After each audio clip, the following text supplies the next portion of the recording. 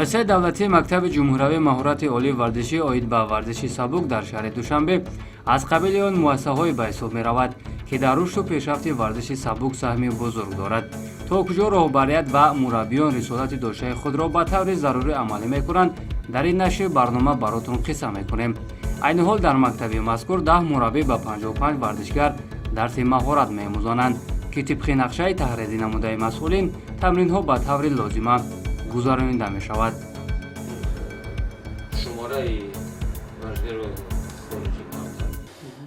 چندین سال است که مکتب برای رواج رونق این ساحه خیلی هم تحکیم و تهیه سخت برای گذاشته است و برای رواج این ساحه هم خیلی هم تاثیر کلانی دارد. ورزشگرانی که دسته منتخب جمهوری تاسیس میدهند و ورزشگران در مسابقه‌های بین‌المللی در مسابقه‌های جمهوری همشون در سطح معین جای دارند و برای رواج رونق این ساحه در جمهوری خیلی هم رول کلانی هم می‌بازند.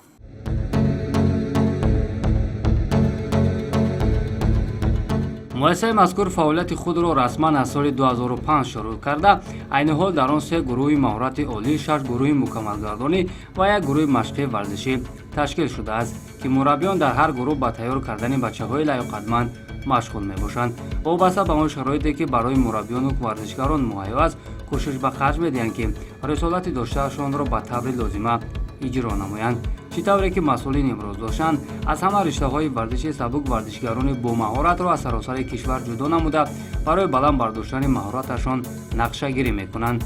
چون مؤسسه مکتب مهارت عالی نام گرفته است، باید در اینجا بهترین ها تربیت یابند که به عقیده مربیان بچه‌های لیاقتمند در مؤسسه زیادند.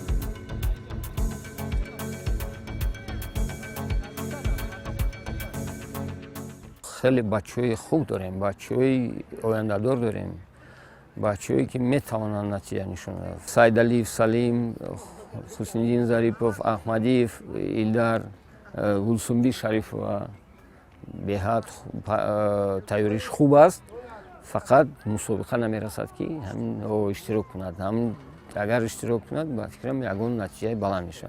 خیلی بچه‌ها کمتر سست‌تر نظر می‌آیند، لیکن وایم کوشش کردن هر روز پیشرفت شده معلوم، فقط مسابقه نمی‌رسد.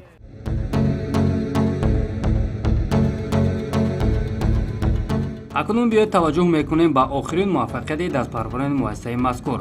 امسال در 11مین نیم ماراتون بین المللی دوشنبه 3 ورزشگر مکتب مذکور با گرفتن مقام‌های افتخاری دست یافتند. غیرت علیموف میان پسران مسافه معین شده را در 1 ساعت و 14 دقیقه و 20 ثانیه طی نموده با گرفتن مقام 4 مشرف شد.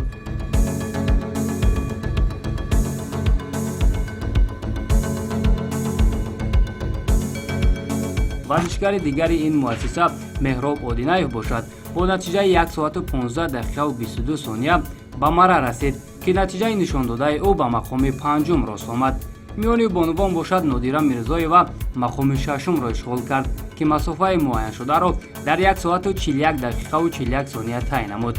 گرچند در تاریخ برگزاری این مسابقه ورزشگران ما جایهای 6 و 7 را اشغال نموده بودند، ولی نشانداد امسال به سابقه عنوان می شود، زیرا در میان پسران ما حتی به 6 گانه شامل نشده بودیم. البته سبب این موفقیت را ما از نمایندگان این رشته ورزش و مربیان مکتب پرسان شدیم. سبب اساسی موفقیت این ورزشگرانی که در پل ماراتون بین المللی به دست آمد این توجه خاصه نسبت اشتراک آنها و تیاری آنها به این مسابقه با نفوذ بود. ما از همین نقطه نظر برای آمادگی آنها تمرین‌های دسته جمعی تشکیل کردیم. همه چاره‌ها را دیدیم که در همین مسابقه بین‌المللی که این یک نه تنها مسابقه جشنی بود که جمعی ورزشگران ما با نشاندادهای بلند جنبست کنند مسابقه. وقتی که ورزشگر در یک جای ایستادگی است و یگان کوشش حرکت خود را حس نمی کند، من سال 2021 مؤسسه دولتی مکتب جمهوری مهارت عالی ورزشی اوید به ورزش سبک 2 مرتبه جمعیت‌های مشقی تعلیمی برگزار نمود. کمیته کار با جوانان ورزشی نزد حکومت جمهوری تاجیکستان 1 مرتبه ریاست شهر دوشنبه ریاست کار با جوانان و ورزش شهر دوشنبه 1 مرتبه جمعیت‌های مشقی تمرینی برگزار نمودند. علاقه ورزشکاران ما نتیجه خوب نشان دادند در این مسابقه بین‌المللی. همین دو збори машқҳои тамрини таълимӣ бисёр ёрдам кард. Бачаҳо хеле хуб шуданд. То ӯ вақта натиҷаашон хуб набуданд. Баъд вақте ки ҳақиқатан бачаҳо ҳамҷа машқ карданд, масъалаи режиму масъалаи хӯрока хуб шудааст, хеле хуб шудааст. Барои ҳамин бачаҳо натиҷаашон беҳтар шуданд.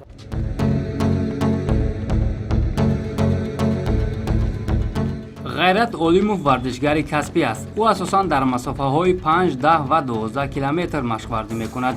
чуноне ки ӯ мегӯяд, ба фарқ аз солҳои қаблӣ имсол ба онҳо таваҷҷӯҳ зиёдтар буд, ки ин омил ба муваффақияташон саҳм гузошт.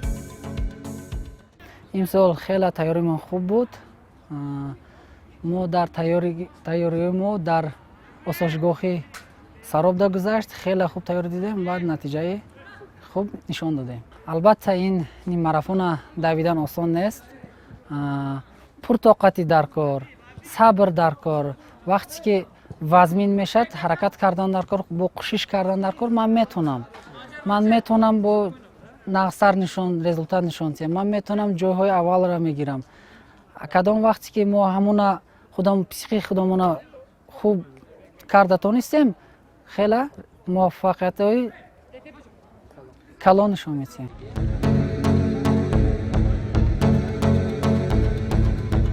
баъд аз касби мақоми чорум дар нимарафони байналмилалии душанбе, акнун ғайрат тамринҳои худро бештар ба роҳ монда ба мусобиқаи дигари сайти байналмилалӣ, ки дар тоҷикистон баргузор мешавад, омодагӣ мегирад. зеро акнун ӯ медонад, ки асоси муваффақият дар тамринҳои пайваста аст. агар варзишгар хоҳад ки результатҳои хуб нишон диҳад, ҳама вақт дар тамринҳо бояд бошад. имрӯз барои мо фақат дастаҷамъии машқҳо дар кор аст, ки оянда бо натиҷаҳои беҳтаринро нишон диҳем. тайёрии мо бо ниммарафони дар тоҷикистон, яъне ки шос мегузарад 13 июнда, тайёрии мо барои ҳамон мусобиқа кӯшиш мекунем, ки бо натиҷаи хуб нишон диҳем, бо парчами тоҷикистонро баланд бардорем.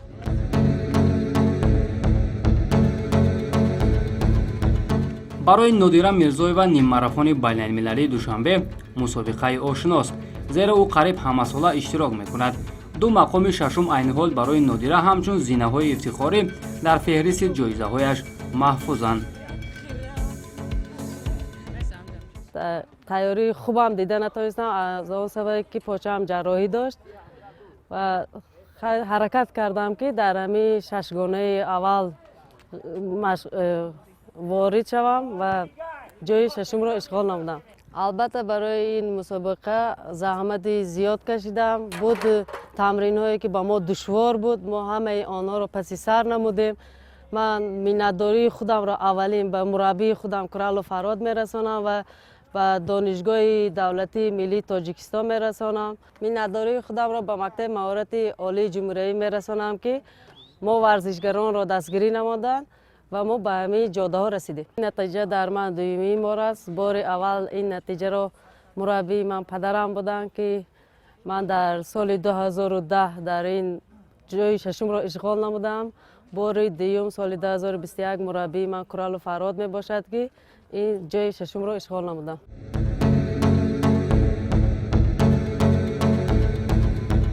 нодира мирзоева дар оилаи варзишгар ба дунё омада ҳанӯз аз замони кӯдакӣ ба давидан ва дигар намудҳои варзиш машғул будааст.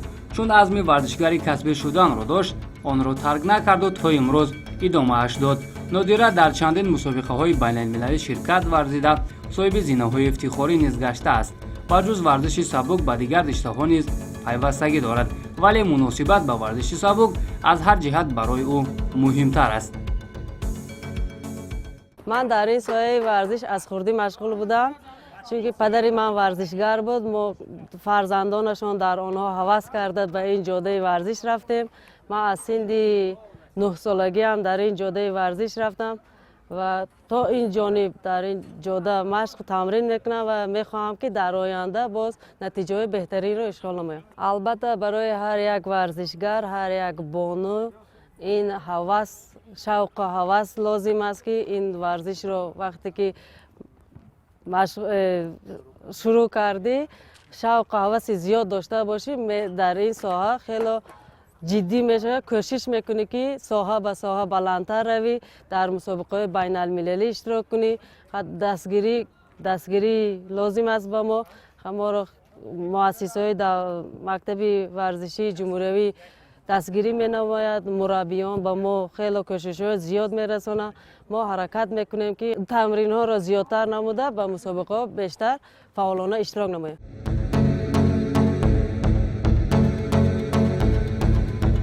این марафони байналмилалӣ душанберо мо мезбонӣ мекунем. аз ҳамин хотир ҷиҳати соҳиб шудани натиҷаҳо мураббиён ақидаҳои худро доранд.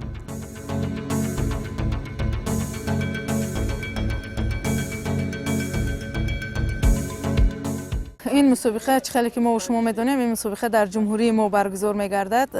در این مسابقه باید ورزشگران ما کوشش حرکت نمایند که صاحب جایهای بالاتر گردند، یکم، دوم، سوم. و وقتی که همین جمعیت‌های مشقی تعلیمی زیاد میگردد، ورزشگران ما هم جسماً هم روحاً به قوت میگردند. اینها علاقه میتوانند با رقابت‌های خود بحث و مناظره کرده صاحب جایهای نمایان گردند. осон нест ҷои баланд гирифтан. гапа росташа гуфтан даркор ки 1 сол ба ним сол ба ин корҳо намешаванд. 3-4 лидерҳои мо бачаҳои пешқадам бас кардан машқа. аз ҳамин сабаб ҳозир ин ҳисоб ки захираи мо буромадааст. ҳамин барое ки дои мо меҳрубон Шамсиддинов ҷо мегирифт, мисол Айама Баланд, Меҳрангез Назарова, варзишгароие ки ҳақиқатан хуб буданд, назар ба варзишгароие ки ҳозир баромад карданд ва ё нестанд ҳозир.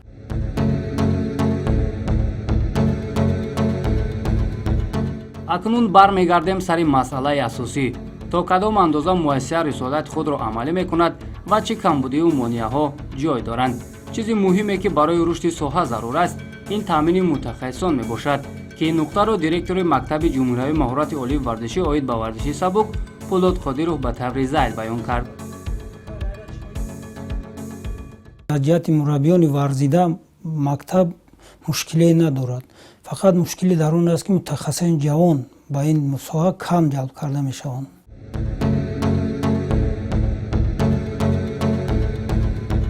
маълум шуд ки таъмини мутахассисон мушкили асосӣ набудааст. он таҷрибае ки доранд имрӯз варзишгаронро омода мекунанд. аслан дастоварди бузурги варзиши тоҷик ки медали тиллои бозиҳои олимпӣ Дилшод Назаров мебошад, маҳз аз риштаи варзиши сабук ва аз ҳамин мактаб ба ҳисоб меравад. акнун имрӯз мебояд барои бори дигар ноил шудан ба чунин нишондодҳои баланд аз дигар риштаҳо низ ба монанди Дилшод Назаров варзишгарони муваффақро рӯи майдон биёрем. зеро 90% дастпарварони мактаби мазкурро ҳайати мунтахаби кишвар оид ба варзиши сабук ташкил медиҳанд.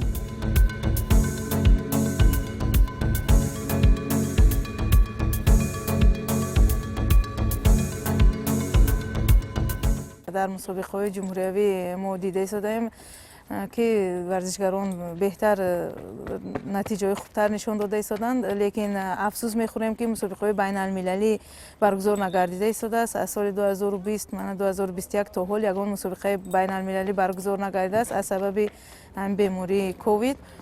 اگر مسابقه بین المللی میشد ممکن ورزشگرای ما نتیجه خوبتر نشان میدادند. نقشه در کار که همین بعد نقشه در کاغذ نموند اجرا شود. البته اینجا همین تقسیماتی مسافه نیست. راستی گپ خیلی 100% در یک جای خوب میدوند، در یک جای سوست. نبود مسابقه که مثال سنجم خودشون.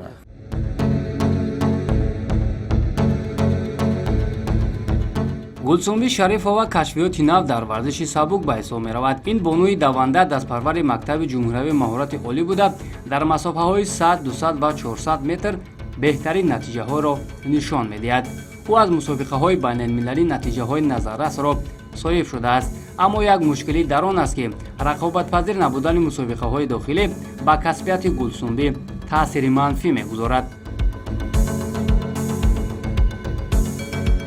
گلسنبی شریف این علایده گفتن در که بهترین ورزشگر از زنها هم گفتن ممکن که بهترین هم ورزشگرای ما نتیجهش روز به روز بهتر شدن، کنکورنسی ندارد که رقیباش سستن رسیدن.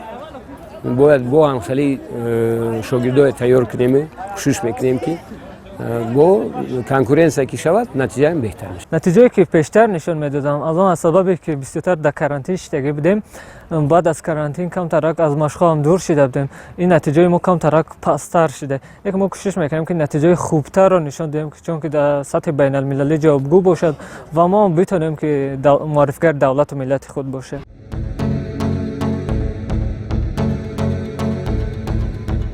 солҳои охир дар риштаи варзиши сабук бонвон хеле бештар шуда дар мусобиқаҳои дохилӣ пайваста ширкат мекунанд ки ин омил барои интихоби духтарони лаёқатманд кӯмак мерасонад.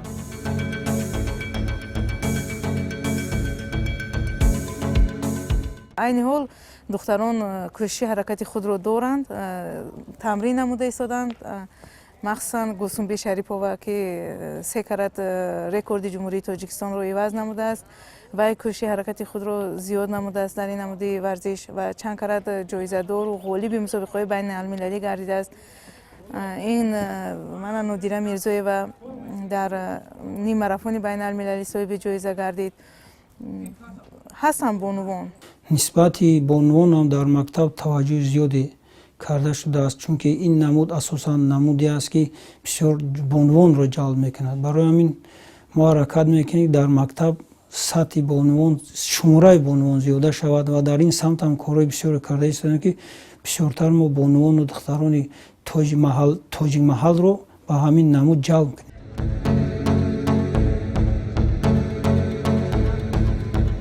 на танҳо дар давидан, балки дар дигар навъҳои варзиши сабук низ чеҳраҳои нав рӯи майдон омаданд, махсусан дар намуди ҷаҳидан ба баландӣ. агар то 2 соли пеш дар ин намуд ҳусниддин зарифов ягона буд, вале солҳои баъдӣ нафарони дигар низ пайдо шуданд ки дар ҷаҳидан ба баландӣ натиҷаҳои беҳтарро нишон медиҳанд. салим саидалиев аз қабили онҳост. ин бача аз як деҳаи дурдасти ноҳияи фархор ба пойтахт омад. ҳоло монеае ки ман паридам ин ҳамчун машқҳои тамринӣ барои усулҳоро, яъне ҳама ҳаракатҳоро, яъне хатогиҳое ҳаст, онҳоро аз ислоҳ кардани хатогиҳо мебошад.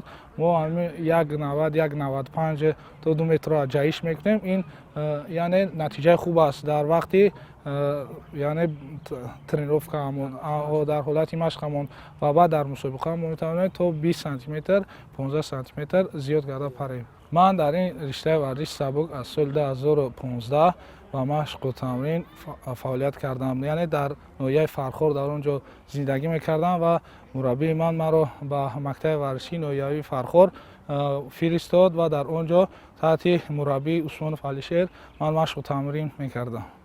азбаски дар он ҷо таҷҳизотҳои машқӣ набуд, он олатҳое ки набуд, мо наметавонистем ки бо ин намудҳои дигари варзиши сабук машқу тамрин кунем. баъдан ман вақте ки соли 2016 дохил шудам дар коллеҷи техникии донишгоҳи техникии Тоҷикистон ба ин ҷо омада дар ин варзишгоҳи марказии шаҳри Душанбе таҳти мураббии Нигмату Ғайрат машқу тамрин намудам ва ба намуди ҷайдан ва баландӣ оғоз намудам ва дар соли 2018 номзад ба устоди варзиши ҷумҳурии Тоҷикистон шудам ва соли 2020 устоди варзиши ҷумҳурии Тоҷикистон шудам. ҳоло бошад тайёриям ба устоди дараҷаи байналмилалӣ ва иштирок дар мусобиқаҳои олимпӣ ва чемпионатҳои ҷаҳон рафта истодааст.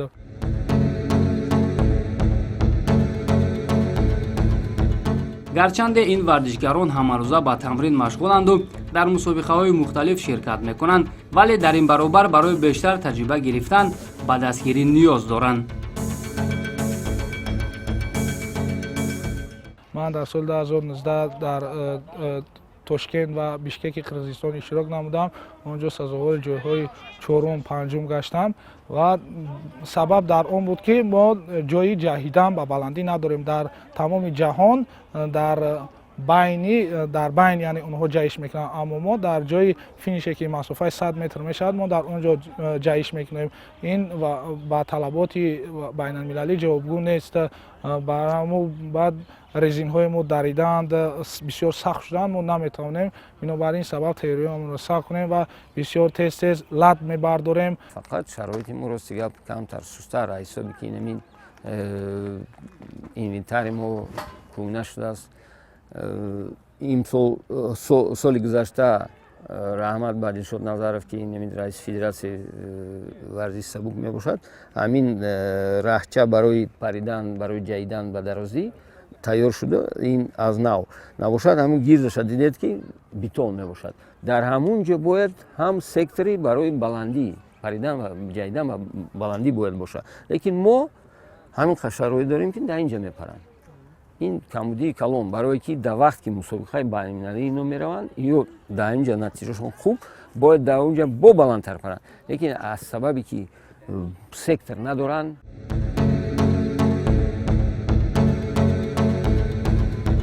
албатта гуфтаҳои варзишгарону мураббиён дар самти ҳалли мушкилӣ ба маврид аст, зеро дар ҳоле ки аз онҳо натиҷа талаб карда мешавад, бояд шароити машқварзӣ низ то ҷое дастрас бошад. дар риштаи гурзандозӣ, гулӯлапартоӣ, ҷаҳидан ба дарозӣ, давидан бо монеаҳо ва дигар равияҳои варзиши сабук, мураббиёни мактаби ҷумҳуриявии маҳорати олии варзишӣ оид ба варзиши сабук талош доранд то натиҷаҳои арзандаро ба даст биёранд.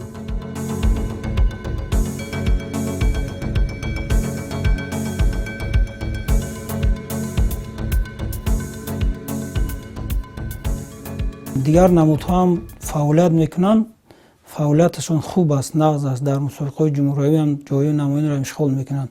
Лекин дар мусобиқаҳои байналмилалӣ мо ҳаракат мекунем ки дар оянда аз ҳамин намудҳо ҷойҳои намоёнро ишғол намоем.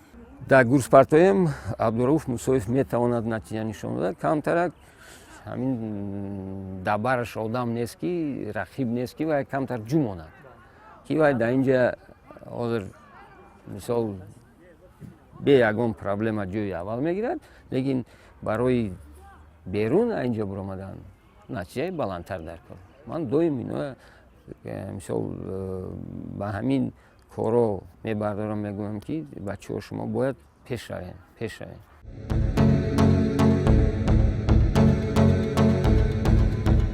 ин риштаи варзиш шомили бозиҳои олимпист ва агар аз ҳози барои рушду пешрафти он замина гузошта шавад, пас фардо барои дарёфти чеҳраҳои лайоқатманд кор боз ҳам осонтар мешавад.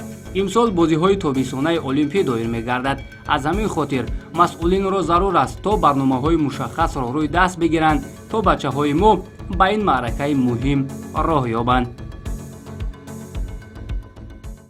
фикр мекунам ки мо дар ин самт боз ҳам корро бояд ҷиддитар бинем, боз ҳам тамринҳое ки иштирок дар мусобиқаҳои байналмилалӣ, тамринҳои боз ҳам пурқувваттари берун аз ҷумҳурия агар ки шароит шавад ташкил кардан даргоҳ ки ҳамин варзишгарон боз ҳам ба дастовардҳои калонтар ноил гарданд. мушоҳидаҳои мо нишон доданд ки ба қадри имкон масъулини муассисаи давлатии мактаби ҷумҳуриявии маҳорати олии варзишӣ оид ба варзиши сабук дар самти баланд бардоштани малакаи варзишгарон чораҷӯӣ мекунанд, вале дар ин миён мушкилҳое ки аз ҷониби мураббиён зикр гардиданд каме ба кори онҳо монеа эҷод мекунад. аммо мо боварӣ дорем ки ин камбудиҳо ҳалли худро пайдо мекунанду мо дар риштаи варзиши сабук боз чандин қадами устувор мегузорем.